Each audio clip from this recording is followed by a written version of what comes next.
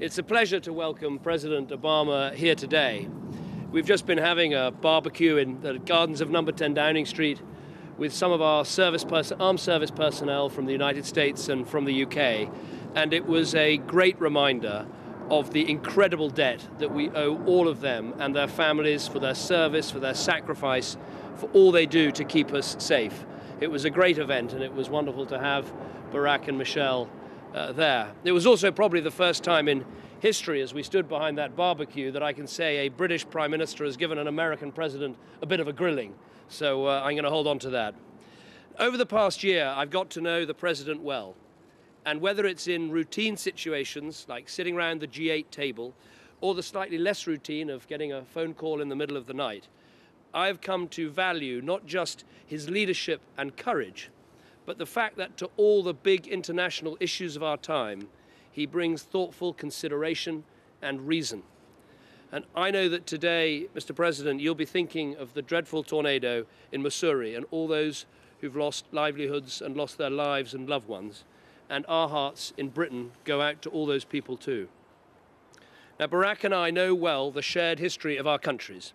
From the beaches of Normandy to the Imjin River, our soldiers have fought together.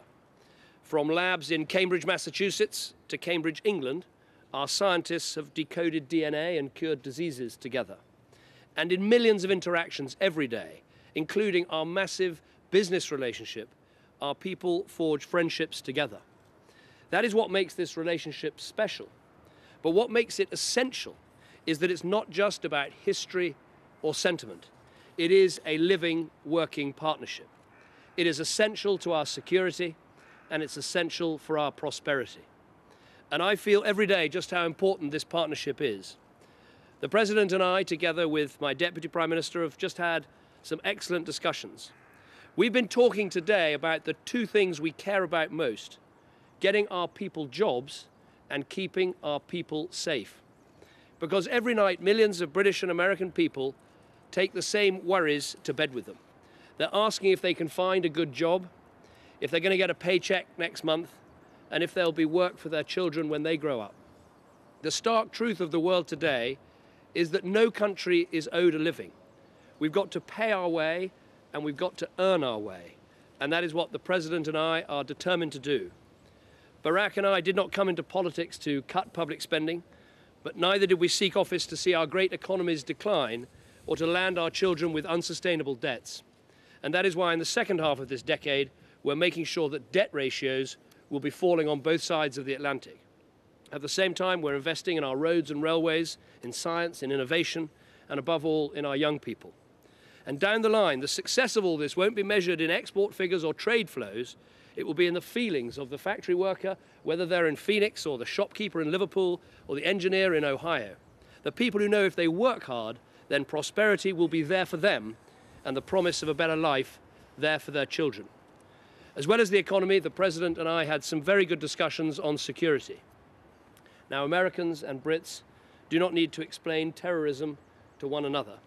Both our people have suffered at its hands, and indeed they have died together. My wife Samantha was in Manhattan on 9/11, and I'll never forget the 5 hours of trying to get hold of her. And she'll never forget the New Yorkers that she met that day, or the sense of solidarity that she felt that day and that we have felt ever since that day. And today, as we come up to its 10th anniversary, we should remember the spirit of that city and the sympathy we feel with those who lost their loved ones. Now, there are those who say that this terrorist threat is beyond our control, and we passionately believe that is wrong. We can defeat Al-Qaeda, and the events of recent months give us an opportunity to turn the tide on their terror once and for all. I believe there are three actions we must take. First, we must continue to destroy their terrorist network, and I congratulate the President on his operation against bin Laden. This was not just a victory for justice, but a strike right at the heart of international terrorism. In this vital effort, we must continue to work with Pakistan. People are asking about our relationship, so we need to be clear. Pakistan has suffered more from terrorism than any country in the world. Their enemy is our enemy. So far from walking away, we've got to work even more closely with them. At the same time, this is a vital year in Afghanistan. British and American forces are fighting side by side in Helmand, right at the heart of this operation. We've broken the momentum of the insurgency, and even in the Taliban's heartland in Kandahar and central Helmand, they are on the back foot.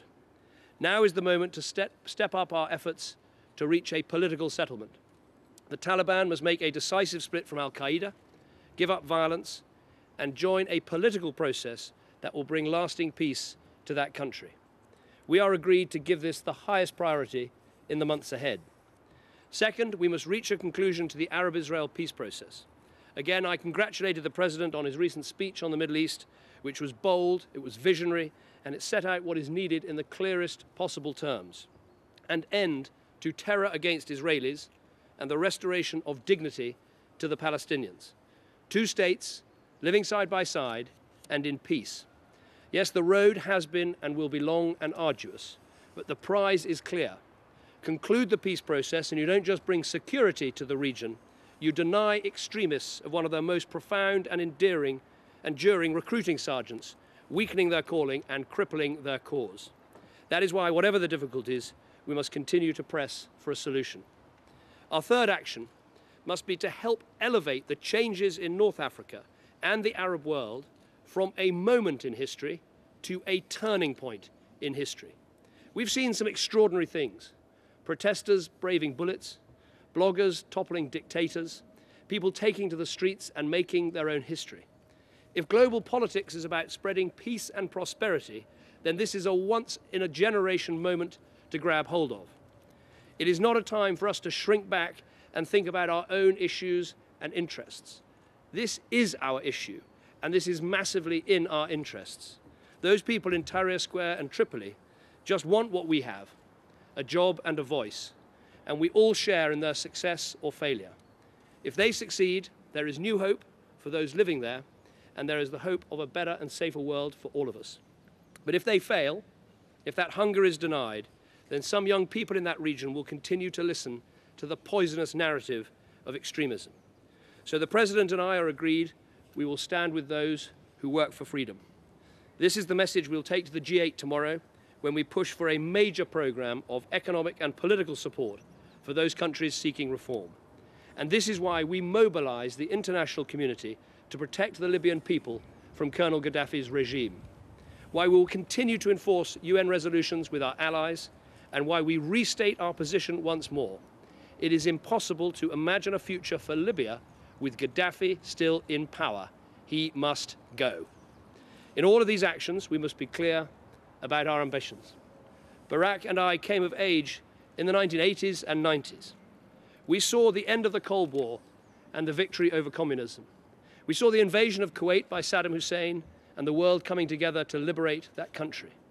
Throughout it all, we saw presidents and prime ministers standing together for freedom. Today, we feel just as passionately about extending freedom as those who came before us. But we also know that idealism without realism does no good for anyone. We have learned the lessons of history. Democracy is built from the ground up. You've got to work with the grain of other cultures and not against them.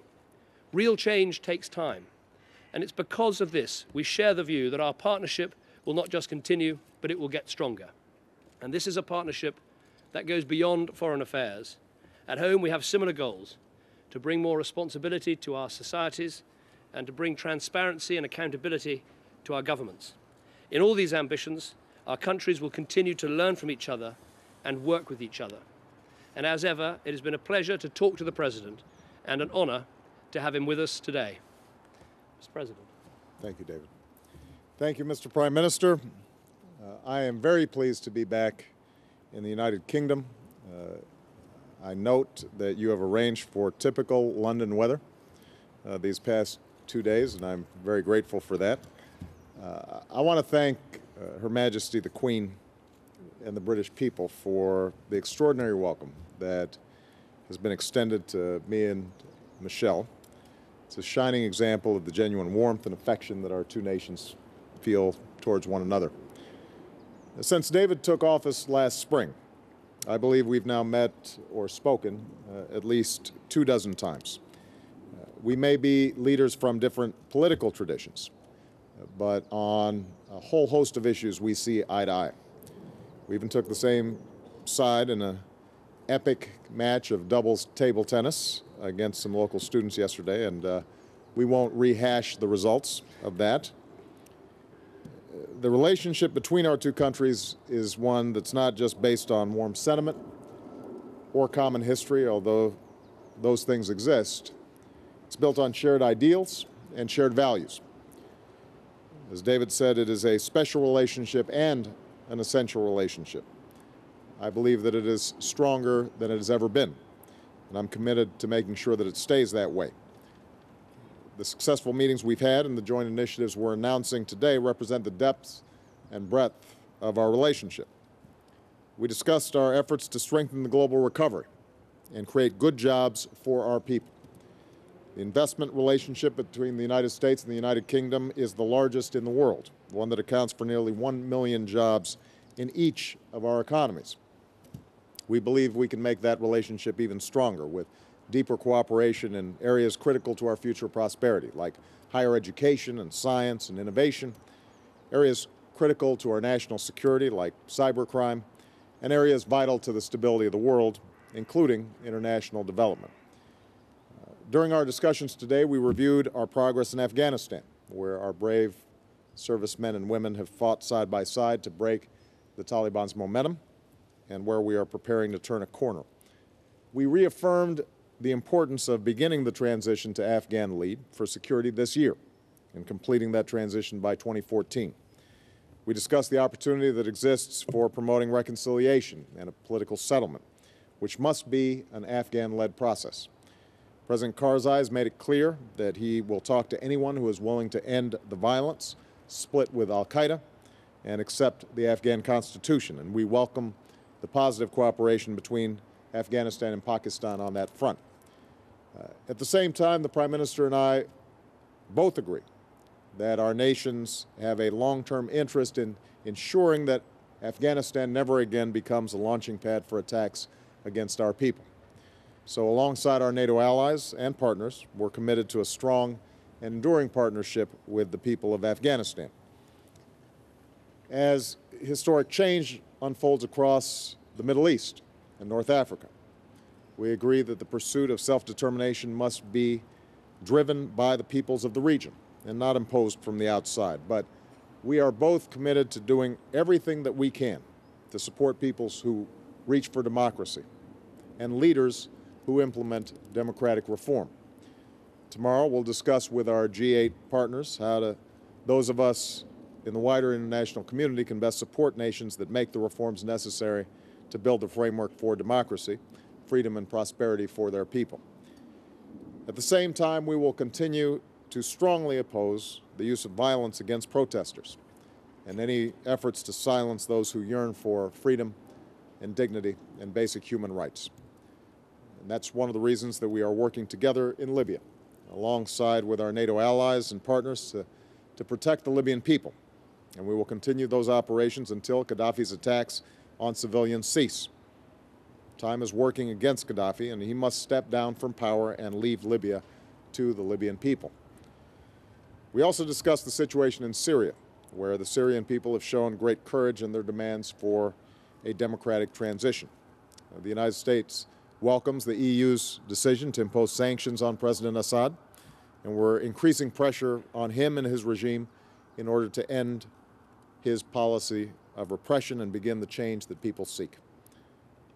We discussed Yemen, where the Yemeni people call for greater opportunity and prosperity and a nation that is more unified and more secure, and we expressed our joint concern of the deteriorating situation on the ground there. We applauded the leadership of the Gulf Cooperation Council in seeking an orderly and peaceful resolution to the crisis, and we call on President Saleh to move immediately on his commitment to transfer power. And at a time when so many in the region are casting off the burdens of the past, we agree that the push for a lasting peace that ends the Israeli-Palestinian conflict and resolves all claims is more urgent than ever.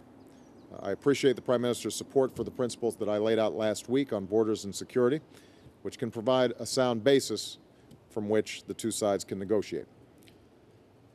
As increasing tensions in Abyei region threaten to derail Sudan's comprehensive peace agreement, we're working closely together to encourage the parties to recommit to a peaceful resolution to the crisis and calling on the rapid reinforcement of the UN's peacekeeping presence in the region. We also reviewed our close cooperation when it comes to countering terrorist threats, preventing the proliferation of weapons of mass destruction and the means of their delivery to states like Iran, and our unrelenting efforts to keep our people safe. And finally, we launched a joint initiative to exchange the best ideas and practices when it comes to supporting our veterans and our military families. Today, before we came here, Michelle and I joined David and Samantha for an outstanding barbecue at number 10 for active duty members of our militaries, along with their spouses, who make extraordinary sacrifices as well. It was a wonderful event and a moving reminder of the long line of American and British service members who've made heavy and heroic sacrifices in the joint defense of our shared values that our people hold so dear. So, Mr. Prime Minister, thank you not only for the barbecue, but for the opportunity to spend this very productive time at number 10 with you and your team. I enjoy my visits here as always, and I have confidence that our special relationship will continue to grow even stronger in the months and years ahead. Thank you very much. Thank you, Brad. Thank you very much. Nick Robinson from the BBC. Thank you very much indeed. Prime Minister, can you confirm that you plan to escalate the war in Libya by sending ground attack helicopters? And Mr. President, can you confirm that the United States will sit that particular mission out? And a general question for you, if I could. You've talked about an old war in Afghanistan and a new one in Libya. Is your partnership really that different than the one between Bush and Blair? Well, thank you for that. Lots of questions in there. First of all, the President and I agree that we should be turning up the heat in Libya. I believe the pressure is on that regime. You see it in the fact that the rebels have successfully liberated much of Misrata. You see it in the success in other parts of the country. You see it in the strength of the coalition. You see it in the growth of the National Transitional Council. So I believe we should be turning up that pressure.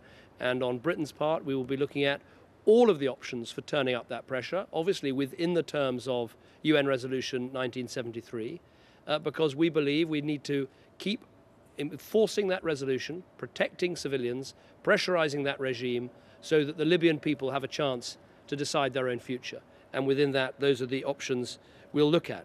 You asked the question about this relationship and past relationships. I think every relationship between a president and a prime minister is different. I would say both of us strongly believe in the special relationship. We both called it an essential relationship. But we believe you have, as I said in my speech, we have to learn the lessons of history about how best we promote the values that we share. And that means, yes, going with the grain of other cultures. It means, yes, having a patient understanding that building democracy takes time, and you have to work on the building blocks of democracy and not believe this all can be done in an instant. But I believe in that partnership we're extremely strong together in wanting to see the same outcomes, whether that's in Afghanistan, where we want to see a peaceful and stable Afghanistan that no longer requires the presence of foreign troops to keep it free from terrorism, and we want to see a Libya where people have the chance to decide their own future. But we are doing things in a different way. We have ruled out occupying forces, invading armies. We are doing what we can to enforce Resolution 1973 and allowing the Libyan people to choose their own future. And we're very committed to doing that work together. Well, first of all, I do think that we've made enormous progress in Libya. We have saved lives as a consequence of our concerted actions. I think it is important to note that we did so under a UN mandate and as part of a broad-based international coalition that includes Arab countries. And I absolutely agree that given the progress that has been made over the last several weeks, that Gaddafi and his regime need to understand that there will not be a let-up in the pressure that we are applying. And the United Kingdom, the United States, and our other partners are putting a wide range of resources consistent with the UN mandate in order to achieve that pressure. And I think we will ultimately be successful. The goal is to make sure that the Libyan people can make a determination about how they want to proceed, and that they'll be finally free of 40 years of tyranny, and they can start creating the institutions required for self-determination. In terms of historical analogies, I just want to underscore this is not the United Kingdom and the United States alone. We have a broad range of partners under an international mandate designed to save lives and ensure that we did not have the sort of massacre that would lead us then to look back and say to ourselves, why did we stand by and do nothing? With respect to Afghanistan, similarly, we have a broad-based international mandate and a broad-based international coalition designed to make sure that Afghanistan does not serve as a base for attacks against our people. We've discussed, consistent with what we said in Lisbon during our NATO summit, that this will be a year of transition because of the work that we've done and the enormous sacrifices that both of our militaries have given. We are in a position now to start transitioning to an Afghan-led security process. And at the same time, we're going to be engaging in the sort of diplomatic work that is required for an ultimate political solution to the problems there. And I'm confident that we can achieve it. I think that there's no doubt that the United States and the United Kingdom have a unique relationship. And that is going to be consistent regardless of who the President, the Prime Minister is, and it's going to be consistent regardless of what parties we come from. There is so much that binds us together that it is not surprising that we are typically on the international stage going to be working together as opposed to at cross purposes.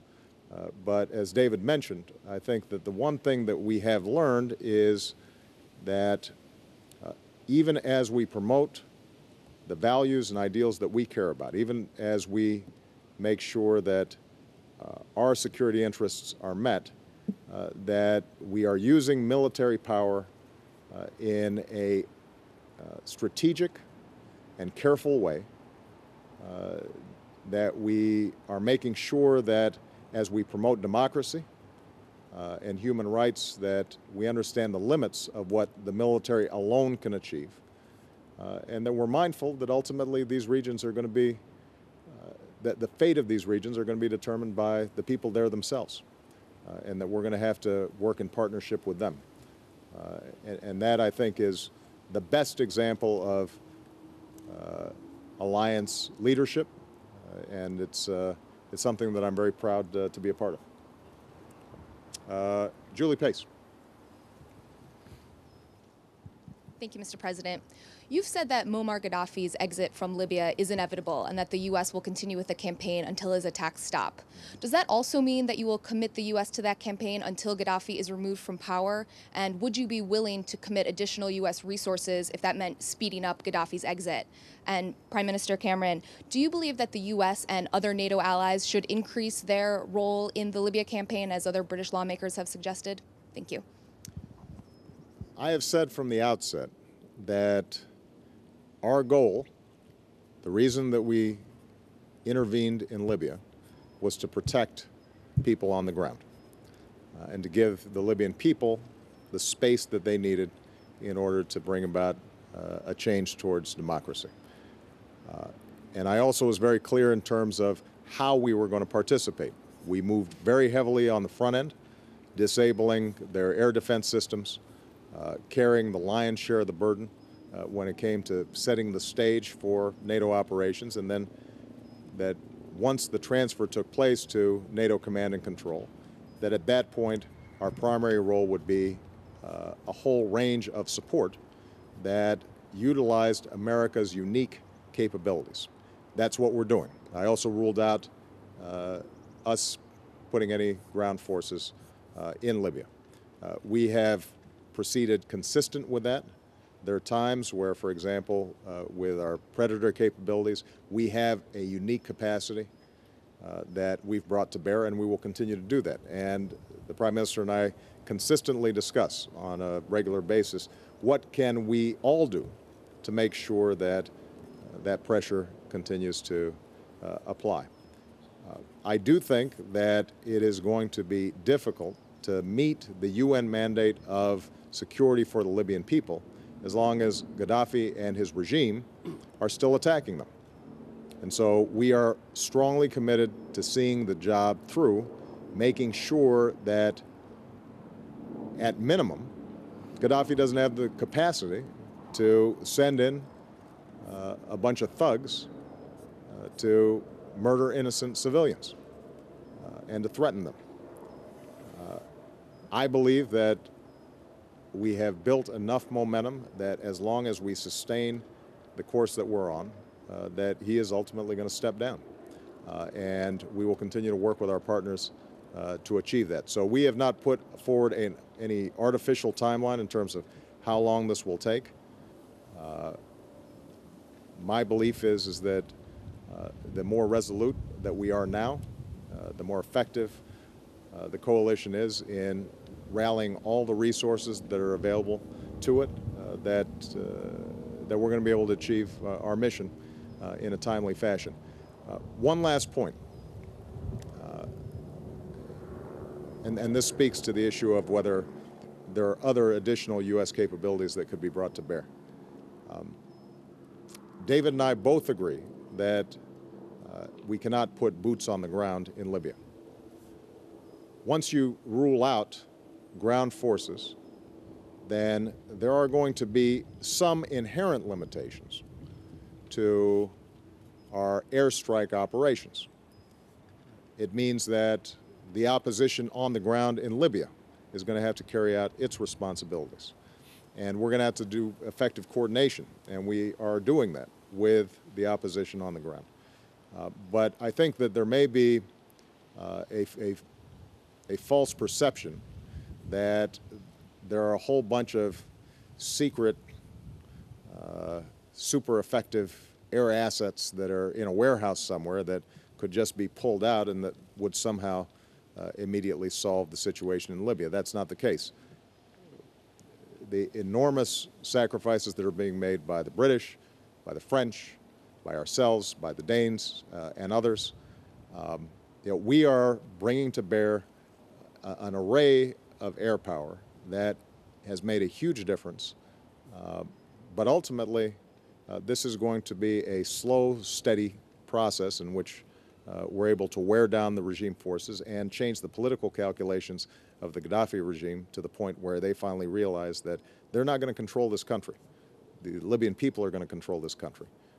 And as long as we remain resolute, I think we're going to be able to achieve that mission. But there's not a whole host of new and different assets that somehow could be applied, partly because we've been extraordinarily successful in avoiding significant civilian casualties.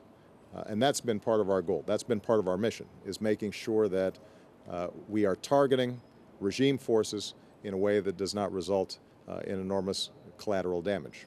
And that means we may have to sometimes be more patient than people would like. But ultimately, I think it promises greater success, and it sustains our coalition and support for it, not just here, but in the Arab world as well. Thank you. I so agree that the two key things here are patience and persistence. That is what the alliance is demonstrating and needs to go on demonstrating. Julie, I'd just make 2 points. First of all, I think the President and I completely agree on this point of course, the UN resolution is not about regime change. The UN resolution is about protecting civilians from attack and taking all necessary measures to do so. But that said, most political leaders, including the two here, have said it's hard to see how you implement UN Resolution 1973 with Gaddafi still in control of his country, which is why we've been so clear about Gaddafi needing to go and needing to leave Libya. In terms of the US role, I would make this point, which I'm not sure is widely understood in Britain or in Europe, is already a huge number of the sorties and the support and the air assets that are actually bringing the pressure to bear are US assets. There was this enormous effort at the beginning, as the President said, but also a sustained amount of assets that have been used. And as the President said, there are also the unique assets and capabilities that the US has that others don't have that are so vital. And as he said, we all have to ask, what is it that we can all do to make sure the pressure is really brought to bear? That is what the British are doing, the French are doing, the Americans are doing, and I know we'll discuss this in the margins of the G8. But I'd just make this point as well as the military pressure. Don't underestimate the pressure of building up the opposition, the contacts we have with the National Transitional Council, the fact that they are opening offices and building support and strength from the allies. Don't underestimate the extent to which we're now cutting off oil products to the regime because they're using them in their tanks and their other military equipment. And also the other steps that I know Americans and others are taking to try and release Libyan assets back into the hands of the National Transitional Council and recognizing them as the right interlocutor for us to speak to. So in all those ways, we can keep this pressure up over the coming period while showing patience and persistence at the same time. Tom Bradbury from ITV.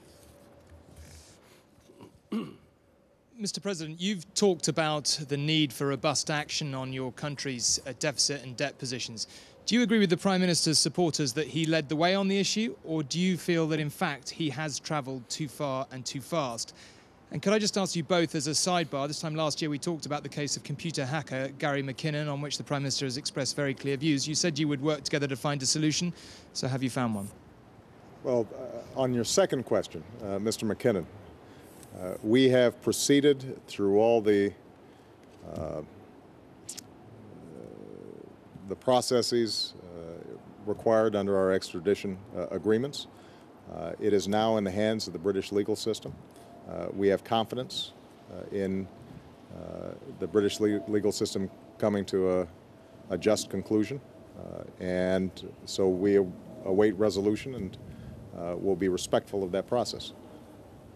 With respect to how we deal with debt and deficits, I said 2 years ago, the first time I came here in April of 2009, the first G20 summit that I attended, that each country is different, and each country is going to have to make a range of decisions about how to, at that time, dig our way out of the worst recession that we'd experienced since the 1930s. At the same time that we put our countries on a path of sustainable growth that ultimately results in jobs and prosperity for our people and a growing middle class across the board. And we've succeeded in the first part, which is to yank the world economy out of recession, and that was in large part due to concerted action between the United States, the United Kingdom, and other countries. Now we've got that other challenge, which is how do we sustain growth in a way that's responsible and responsive to the needs of our people. That requires us to continue to make investments in education, science, technology, infrastructure, things that help our economies grow. But it also means governments that live within their means.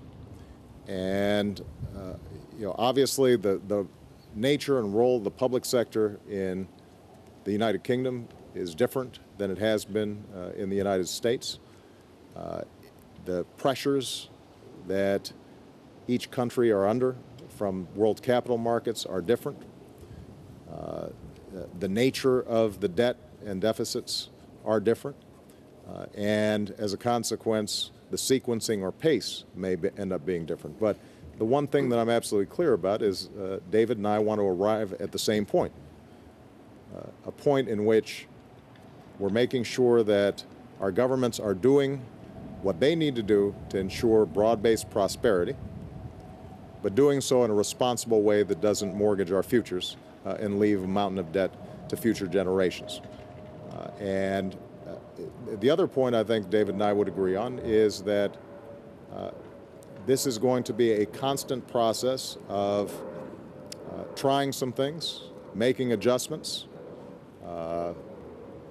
there are going to be opportunities for us to make investments. There are going to be other areas where we think those were good ideas at the time, programs that were started with the best of intentions, and it turns out they're not working as well as they should. If a program's not working well, we should get rid of it and put that money into programs that are working well. It means that we've got to make sure that we take a balanced approach and that there's a mix of cuts, but also thinking about how do we generate revenues so that there's a match between money going out and money coming in.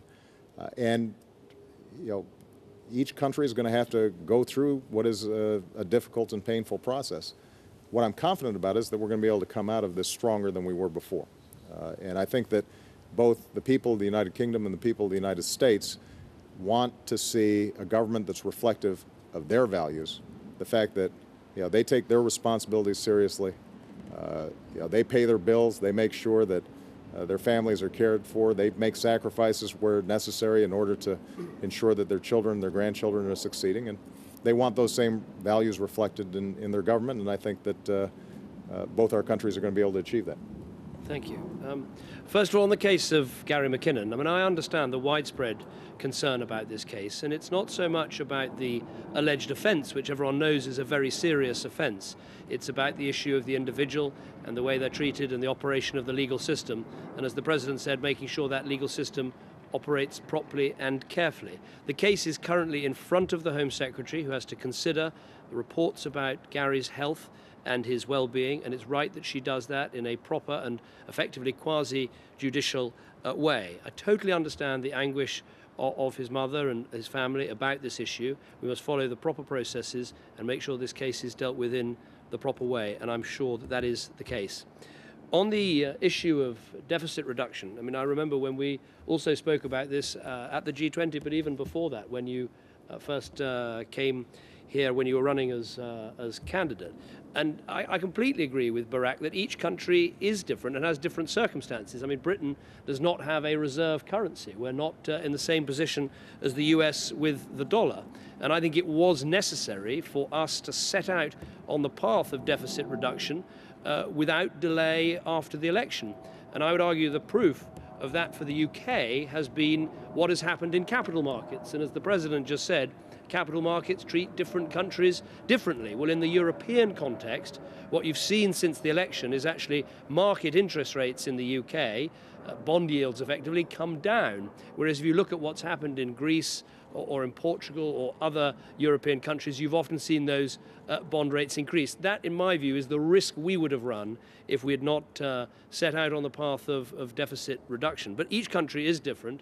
But when I look across now and see what the US and the UK are currently contemplating for the future, it's actually a relatively similar program in terms of trying to get on top of our deficits and make sure that debt is falling as a share of GDP. Because, as the President said, we in the end share a very similar set of values about not wanting to load responsibility for these debts on our children and not wanting to shirk our own responsibilities for straightening out our own public finances. So as he said, we may take slightly different paths, but we want to end up in the same place. It's an extremely difficult thing to have to do, dealing with your public finances, getting on top of your deficit, but it's absolutely essential. And we've talked a lot today about national security. In the end, there's no national security unless you have economic security. And that's an argument that we have to make and win every day here in the United Kingdom. Christy Parson, last question. Thank you, Mr. President. Yesterday in his speech before Congress, the Israeli Prime Minister referred to the Palestinian right of return as a fantasy. And I wonder if that's a sentiment you agree with in any way. And also if you could outline for us a little bit how your views on that issue as well as the future of Jerusalem. And Mr. Prime Minister, if I may, you said at the top of this press conference that you consider the President's principles outlined last week to be bold and visionary and, in fact, what needs to be done. And I wonder if that means it makes you less open to the Palestinian campaign for recognition of statehood before the UN this fall. Thank you.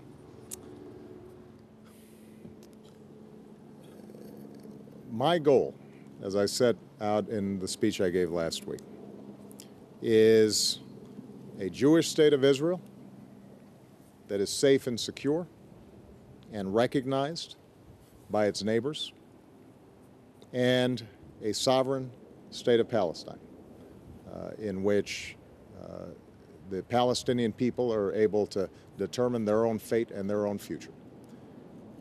I am confident that can be achieved. It is going to require wrenching compromise by both sides. Over the last decade, when negotiators have talked about how to achieve that outcome, there have been typically 4 issues that have been raised. One is the issue of what would the territorial boundaries of a new Palestinian state look like? Number 2, how could Israel feel confident that its security needs were being met? Number 3, how would the issue of Palestinian refugees be resolved? And number 4, the issue of Jerusalem. The last 2 questions are extraordinarily emotional. They go deep into how both the Palestinians and the Jewish people think about their own identities. Ultimately, they are going to be resolved by the 2 parties. I believe that those 2 issues can be resolved if there's the prospect and the promise that we can actually get to a Palestinian state and a secure Jewish state of Israel. And what my speech did was to say, let's begin the work with the very hard-nosed but transparent and perhaps less emotional issues of what would the territorial boundaries look like and what would Israeli security requirements entail. And I believe that if the Palestinians and the Israelis begin talking about those 2 issues and get some resolution, they can start seeing on the horizon the possibility of a peace deal. They will then be in a position to have what will be a very difficult conversation about refugees and about Jerusalem. That's not something that any party from the outside is going to be able to impose on them. But what I am absolutely certain of is that if they're not talking, we're not going to make any progress. And neither the Israeli people or the Palestinian people will be well served. Let me just make one more comment about the prospects for a serious peace negotiation. The Israelis are properly concerned about the agreement that's been made between Fatah and Hamas. Hamas has not renounced violence. Hamas is an organization that has thus far rejected the recognition of Israel as a legitimate state. It is very difficult for Israelis to sit across the table and negotiate with a party that is denying your right to exist and has not renounced the right to send missiles and rockets into your territory. So as much as it's important for the United States as Israel's closest friend and partner to remind them of the urgency of achieving peace, I don't want the Palestinians to forget that they have obligations as well. And they are going to have to resolve in a credible way the meaning of this agreement between Fatah and Hamas if we're going to have any prospect for peace moving forward. As for the United Nations, I've already said, I said in the speech last week, and I will repeat, the United Nations can achieve a lot of important work. What the United Nations is not going to be able to do is deliver a Palestinian state. The only way that we're going to see a Palestinian state is if Israelis and Palestinians agree on a just peace. And so I strongly believe that for the Palestinians to take the United Nations route rather than the path of sitting down and talking with the Israelis is a mistake. That it does not serve the interests of the Palestinian people. It will not achieve their stated goal of achieving a Palestinian state. And the United States will continue to make that argument both in the United Nations and in our various meetings around the world. I believe that Hamas, in its own description of its agenda, has not renounced violence and has not recognized the state of Israel. And until they do, it is very difficult to expect Israelis to have a serious conversation, because ultimately they have to have confidence that a Palestinian state is one that is going to stick to its to whatever bargain is struck. That if they make territorial compromises, if they arrive at a peace deal, that in fact that will mean the safety and security of the Jewish people and of Israel. And Hamas has not shown any willingness to make the kinds of concessions that Fatah has. And you know, it's going to be very difficult for us to get a Palestinian partner on the other side of the table that is not observing the basic quartet principles that we both believe, that both David and I believe in: the need to renounce violence, recognize the state of Israel, abide by previous agreements. That is, I think, going to be a critical aspect of us being able to jumpstart this process once again. Thank you. I mean, I described the President's speech as bold and visionary because I think it did an absolutely vital thing, which was to talk about 67 borders with land swaps. So, as the President said, if you think about what both sides absolutely need to know to start this process, those two things are in place. First, that the Israelis need to know that America and our allies like Britain will always stand up for Israel's right to exist, right to defend herself, right to secure borders. That is absolutely vital, that the Israelis know that their security is absolutely key to us. They need to know that. But the second thing that needs to be done is the Palestinians need to know that we understand their need for dignity and for a Palestinian state, using the 67 borders as land swaps as the start point. That is, I think, what is so key to the speech that's been made. So neither side now has, I believe, the excuse to stand aside from talks. On the specific issue of UN recognition, I mean, the President is entirely right that in the end, a Palestinian state will only come about if the Palestinians and the Israelis can agree to it coming about. That is the vital process that has to take place. As for Britain, we don't believe the time for making a decision about the UN resolution, there isn't even one there at the moment, is right yet. We want to discuss this within the European Union and try and maximize the leverage and pressure that the European Union can bring, frankly, on both sides to get this vital process moving. Both of us in recent days have been to the Republic of Ireland. I went on part of the Queen's historic trip, and I know Barack has just returned from a very successful trip. And when you look at what had to happen in Northern Ireland in order for peace to come about, is there has to be some recognition and understanding on each side of the other side.